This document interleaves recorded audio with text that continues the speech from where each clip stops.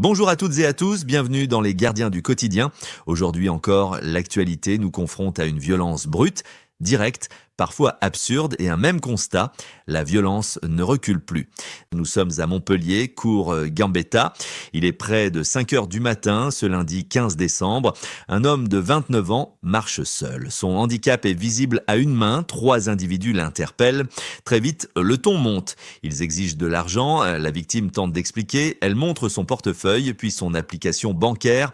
Les comptes sont vides, un geste de bonne foi qui va provoquer l'inverse. Le téléphone est arraché, la carte bancaire devient l'objectif. L'homme est contraint de se déplacer jusqu'à un distributeur, mais aucun billet ne sort. Face à l'échec, la violence redouble. L'un des agresseurs s'empare de sa trottinette. 2 suspects seront interpellés. Âgés de 27 et 41 ans, l'un d'eux fait déjà l'objet d'une OQTF et pourtant pas de détention provisoire. Ils sont placés sous contrôle judiciaire en attendant d'être jugés ultérieurement. Un homme vulnérable, ciblé, une agression gratuite. Et une question qui demeure, quelle protection pour les plus fragiles? Quand la violence ne frappe pas dans la rue, elle s'invite parfois directement au domicile. Et cette fois, l'issue est dramatique. Avion dans le Pas-de-Calais. Samedi soir, un couple de retraités est sauvagement agressé chez lui. C'est la fille de l'homme blessé qui découvre la scène et alerte les secours. Les 2 victimes ont environ 70 ans. La femme ne survivra pas à ses blessures. Son compagnon est hospitalisé entre la vie et la mort. Les premiers éléments font état d'une agression d'une violence extrême, perpétrée avec un objet contondant. Les coups portés laissent peu de place au doute. Le parquet d'Arras ouvre une information judiciaire pour meurtre et tentative de meurtre. La piste d'un cambriolage est écartée. Les enquêteurs recherchent activement un tiers.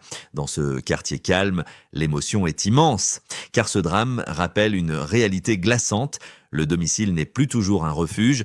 Face à certaines situations, les forces de l'ordre n'ont parfois que quelques secondes pour agir. Matin à Grenoble, boulevard Jampin, un homme armé d'un couteau menace des passants à proximité du parc Paul Mistral. La police est immédiatement dépêchée sur place. Face au comportement dangereux de l'individu, la compagnie d'intervention intervient. 2 coups de feu sont tirés. L'homme, âgé d'une quarantaine d'années, est blessé au thorax et à la main. Son pronostic vital n'est pas engagé. Un périmètre de sécurité est mis en place. Le tramway est interrompu. Une enquête est ouverte pour établir précisément le déroulement de l'intervention. Une scène rare, meravigliosa, mais révélatrice de la tension croissante dans l'espace public. Ces 3 affaires posent une même question. Comment se protéger aujourd'hui?